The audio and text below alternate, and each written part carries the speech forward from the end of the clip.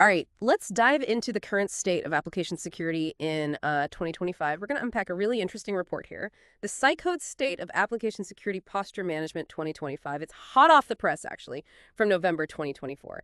Cycode's a leading ASPM provider, and this is actually their second annual report, so it's packed with some really great insights. It was even co-signed by Roland Cloutier, Yeah. the former CSO at TikTok. So Yeah, ready to have your mind blown. One of the biggest takeaways is how the explosion of code, thanks in large part to Gen AI, is creating a massive security headache. We're talking an unmanageable attack surface for a lot of companies. And you know what companies are doing to try and fix it?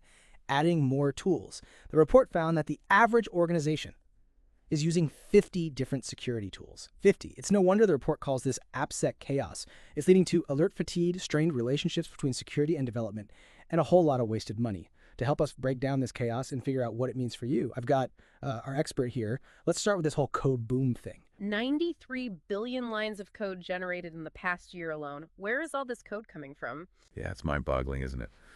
What's fascinating is the role of generative AI. It's not just helping developers write code faster. It's changing the entire landscape of software development. More code is being produced at an unprecedented rate, and that has huge implications for security. So it's not just that we're writing code faster, it's that the very nature of how we build software is changing. Exactly. And that's a key point for anyone listening, whether you're a tech expert or not. This affects us all. Think about it. More code means more software, more apps, more digital services, and every single line of code represents a potential vulnerability. That's a bit unsettling. It's like the more digitally connected we become, the more vulnerable we are. That's a great analogy. Yeah. And this trend is only going to accelerate. Gartner predicts 80% of enterprises will be deeply embedded with AI by 2026.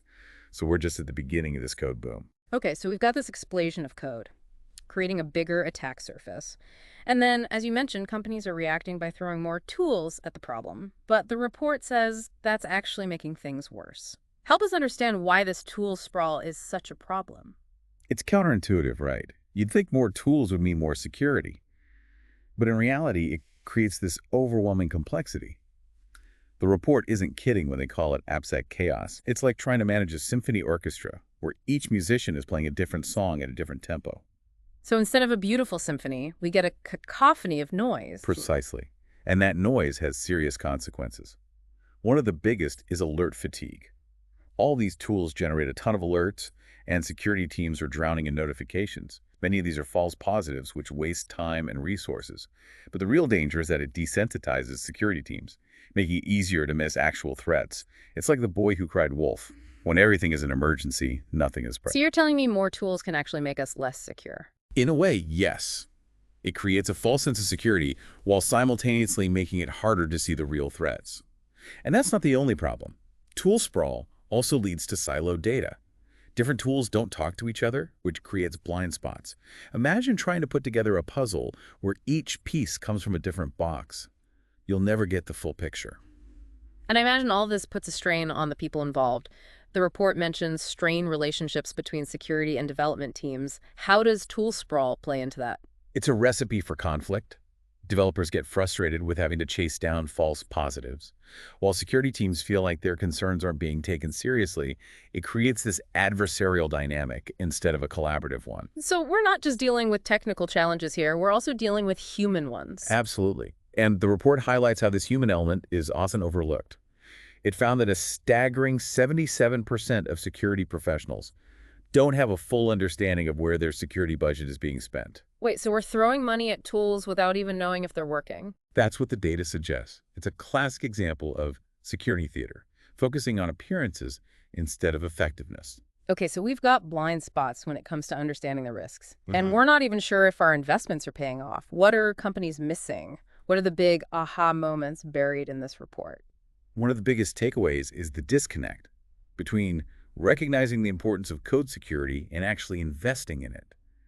The report found that while 73% of security leaders agree that code is everywhere and needs to be protected, a whopping 63% say their CISOs aren't putting enough resources into code security. That's a pretty big gap. Why do you think that is? It could be a lack of awareness or understanding of the specific risks associated with code, or maybe it's a perception that code security is too complex or expensive.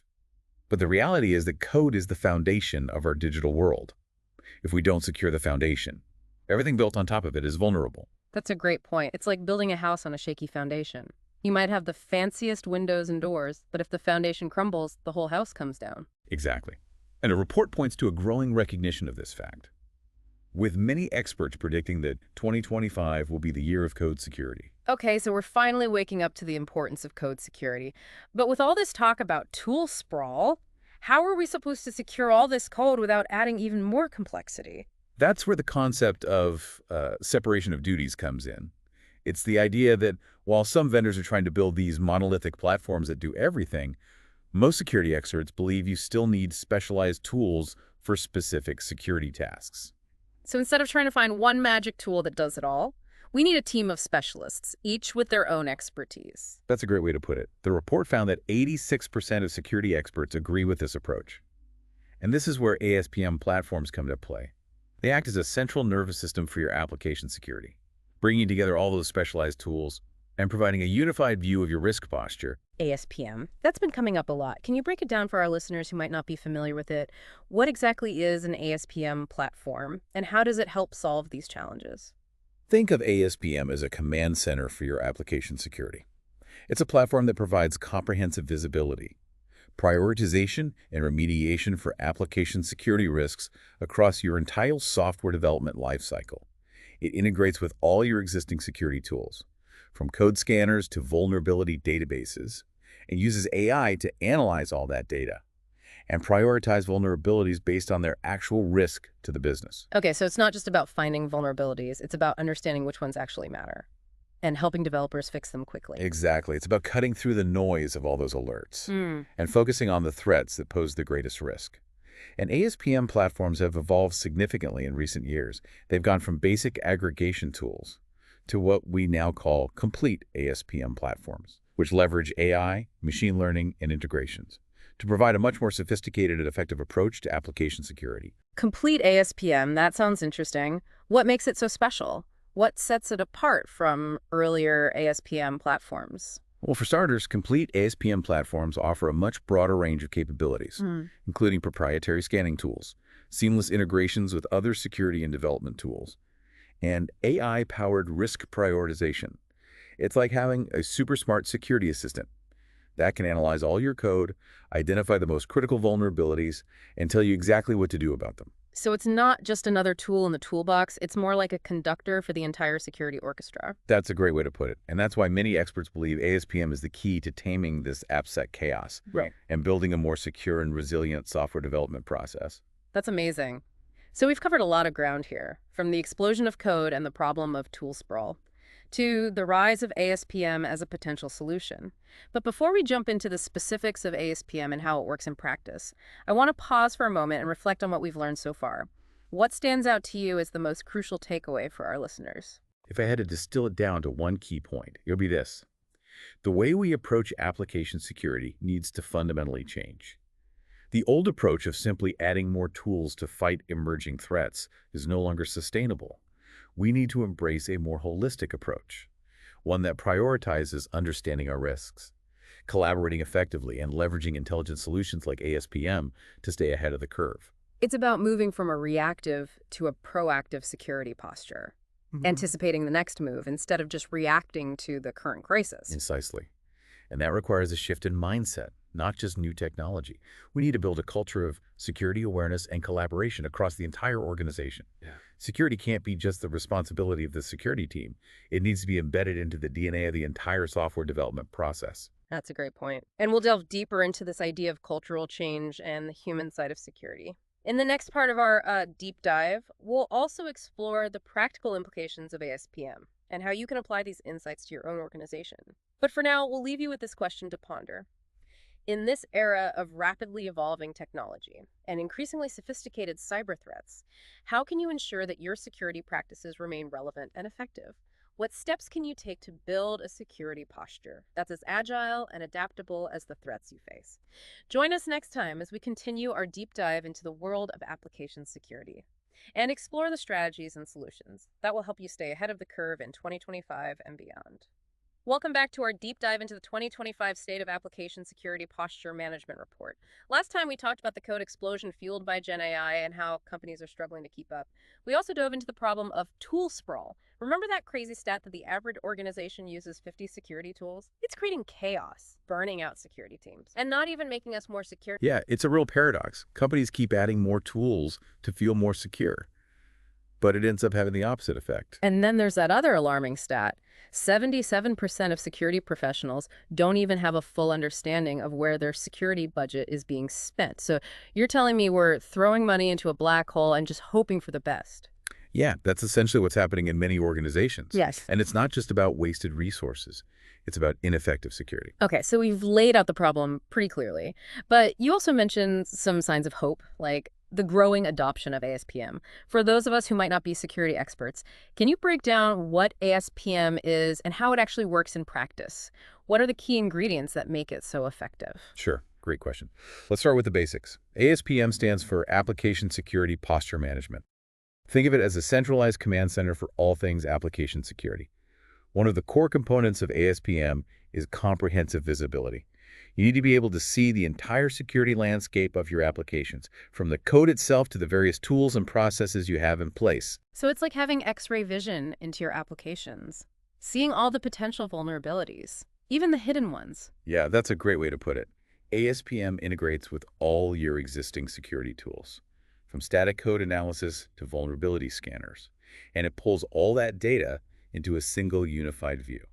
So instead of having to jump between 50 different tools, you have one central dashboard. That sounds a lot less chaotic. Exactly. And that centralized visibility allows you to do something really powerful. Prioritize risks. Remember how we talked about alert fatigue? ASPM helps solve that by using AI and machine learning to sift through all those alerts and identify the ones that actually matter. So instead of treating every vulnerability like it's a 5-alarm fire, ASPM helps you figure out which ones are actually dangerous and which ones you can safely ignore. That sounds like a huge time saver. It is, and it's not just about saving time for security teams. It's about empowering developers to fix vulnerabilities more efficiently. How does ASPM help developers? I thought it was mainly a security tool. It's actually a bridge between security and development. One of the biggest problems with traditional security tools is they just spit out a list of vulnerabilities without any context. So developers get a message like, fix this, without knowing why it's important or what the real impact is. Exactly. And that leads to frustration on both sides. Yeah. But ASPM goes beyond just identifying vulnerabilities. It provides developers with actionable insights. It explains why a particular vulnerability is a risk, what the potential consequences are, and how to fix it. So it's like having a security expert sitting next to each developer, guiding them through the process of fixing vulnerabilities. That sounds like a game changer for collaboration. It is.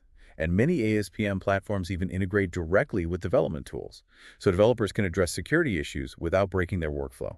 Okay, so we've got visibility, risk prioritization, and developer empowerment. What else makes ASPM so effective? Another key ingredient is automation. ASPM platforms can automate many of the tedious and time-consuming tasks associated with application security, such as vulnerability scanning, risk assessment, and even remediation. It's like having a robot security guard constantly patrolling your code, finding and fixing vulnerabilities before they can even cause any damage. That's a great analogy. And automation isn't just about efficiency. It's also about consistency and reliability. Yeah. Human error is always a factor in security. But with ASPM, you can enforce security policies and ensure consistent vulnerability management across your entire application portfolio. This all sounds incredibly promising, but I'm guessing there's no one-size-fits-all ASPM solution, right? How do you know which platform is right for your organization? You're absolutely right. Not all ASPM platforms are created equal. Some platforms are better suited for certain types of applications or development environments. It's important to do your research and choose a platform that aligns with your organization's specific needs and goals. So what are some key things to look for when evaluating ASPM platforms? Here are a few factors to consider. Ease of use. You want a platform that's intuitive and easy to use, even for non-security experts. Integration capabilities. Make sure the platform integrates seamlessly with your existing security and development tools. Risk prioritization algorithms. The quality of the risk prioritization engine is crucial. You want a platform that can accurately assess risks and prioritize the most critical vulnerabilities. Vendor support and community resources. Look for a vendor that provides strong support and has an active community of users. Those are all great points. It sounds like choosing the right ASPM platform is a bit like buying a car. You wouldn't just buy the first one you see, you'd do your research, compare features, and take it for a test drive, right? Exactly. And don't be afraid to ask vendors for a proof of concept or a trial period. You want to make sure the platform actually delivers on its promises before making a big investment. That's great advice. Okay, so we've covered the technical aspects of ASPM, but we also touched on the human element earlier. How does ASPM fit into that broader cultural shift we need to see in application security? That's a key point. Technology is only part of the solution. We also need to change the way we think about security. ASPM can be a powerful tool for driving cultural change, but it's up to the people within the organization to use it effectively. So it's not just about implementing a new platform, it's about shifting the mindset from security as a roadblock to security as an enabler. Precisely. ASPM can help break down the silos between security and development by creating a shared language and a common platform for collaboration. It can also help to foster a culture of transparency and accountability, where everyone understands the risks and is empowered to contribute to the solution. So ASPM isn't just a security tool, it's a catalyst for change within an organization. That's a great way to put it. It's about creating a culture where security is everyone's responsibility, Yeah. not just the burden of the security team. That's an inspiring vision. And I think it ties back to something we talked about in the first part of our deep dive. The idea of moving from a reactive to a proactive security posture. ASPM seems like a powerful tool for achieving that shift by empowering organizations to anticipate and address risks before they become major problems. Absolutely. It's about moving from a fight the fire mentality to a build a fireproof house mentality. And that requires a fundamental shift in mindset and culture, which ASPM can help to facilitate. This has been an incredibly enlightening conversation. I feel like I have a much deeper understanding of ASPM and its potential to transform application security. But before we wrap up this part of our deep dive, I want to leave our listeners with a thought-provoking question. We've talked a lot about how ASPM can help manage existing security risks. But what about the future? How can organizations ensure that their security practices remain relevant and effective in the face of constant technological advancements like AI and cloud computing? That's a crucial question, and it's one we'll explore in more depth in the final part of our deep dive. We'll look ahead to the future of application security and discuss strategies for staying ahead of the curve in an ever-changing landscape. Join us next time as we delve into those future-proofing strategies and explore how you can prepare your organization for the security challenges of tomorrow. Welcome back to the final part of our deep dive into the 2025 State of Application Security Posture Management Report. We've covered a lot of ground, from the explosion of code and the problem of tool sprawl, to the promise of ASPM and the cultural shifts needed to really embrace security. But as we wrap up, it's time to look ahead. Remember that question we left you with last time. How can organizations future-proof their security practices, especially with tech changing so fast? I'm thinking about things like AI, cloud computing, the metaverse. It feels like the goalposts are constantly moving. Yeah, you're absolutely right. The landscape is constantly shifting. But that doesn't mean security has to be a constant game of catch-up. There are definitely things organizations can do to build a more adaptable and resilient security posture. Okay, I'm all ears. What's the secret sauce? How do we make sure our security strategies don't become obsolete before the ink is even dry? Well, the first ingredient, and this might sound a bit obvious, but it's often overlooked, is to foster a culture of continuous learning and adaptation. So ditch the set it and forget it mentality and embrace the fact that security is a constantly evolving field. Exactly. Encourage your teams to stay curious, to be hungry for knowledge. Make learning a part of your security DNA, not just a one-time training event. What are some practical ways to do that? There are so many great resources out there. Encourage your team to attend conferences, read industry publications, participate in online communities. There are also tons of online courses and certifications that can help people level up their security skills. So it's about creating a culture where people are encouraged to be lifelong learners, always expanding their knowledge and skill set. Precisely. And that leads to the next ingredient, experimentation. Don't be afraid to try new things, to experiment with different tools and technologies. The security landscape is constantly changing, so what worked yesterday might not work tomorrow. I can see how that ties into the learning piece. If you're not learning and experimenting, you're going to get left behind. Exactly. It's about embracing that agility and adaptability, being willing to pivot when needed. That makes sense. But with so many new security tools and technologies emerging, It can feel overwhelming. How do you know which ones are worth investing in? That's a great point. It's easy to get caught up in the hype cycle. My advice is to focus on solutions that address your specific needs and challenges. Don't buy into the shiny object syndrome. Just because a tool is trendy doesn't mean it's right for your organization. So take a step back and assess your own vulnerabilities and needs before jumping on the latest bandwagon. Exactly. And don't be afraid to ask for help. There are security consultants and industry analysts who can provide guidance and help you navigate the complex world of security tools and technologies. That's a good reminder you don't have to go it alone. Right. And speaking of not going it alone, another key ingredient in future-proofing your security is to embrace collaboration and knowledge sharing. We've talked a lot about collaboration between security and development teams, but you're suggesting we take it even further. Absolutely. Share your knowledge and experiences with others in the industry. Attend conferences, participate in online forums, and contribute to open source projects. The more we share and learn from each other, the stronger we'll be as a collective. It's like creating a security ecosystem where everyone benefits from the collective wisdom and experience. Exactly. And don't underestimate the power of mentorship. Experienced security professionals can play a crucial role in guiding and supporting the next generation of security leaders. Passing the torch and making sure we have a strong pipeline of talent for the future, that's so important. So we've talked about organizational strategies, but I'm also curious about the individual. What can individual security practitioners do to stay ahead of the curve and ensure their skills remain relevant? That's a great question. I would say the most important thing is to cultivate a growth mindset. Be curious, be eager to learn, and be willing to step outside of your comfort zone. Embrace the unknown and see challenges as opportunities to grow. I love that. And don't be afraid to specialize. The security field is becoming increasingly specialized, so developing deep expertise in a particular area can make you a highly valuable asset. Become the go-to person for a specific security domain. That makes a lot of sense. But don't neglect those all-important soft skills. Communication, collaboration, and problem-solving are just as crucial as technical skills in today's environment. So it's not just about being a technical wizard. It's about being a well-rounded security professional who can communicate effectively, collaborate with others, and think critically. You got it.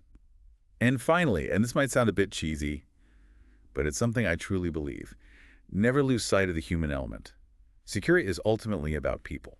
It's about protecting people, their data, and their livelihoods. That's a powerful reminder. It's easy to get lost in the technical details, but at the end of the day, it's all about protecting people. Exactly. And when we remember that, it gives our work meaning and purpose. That's a beautiful way to put it.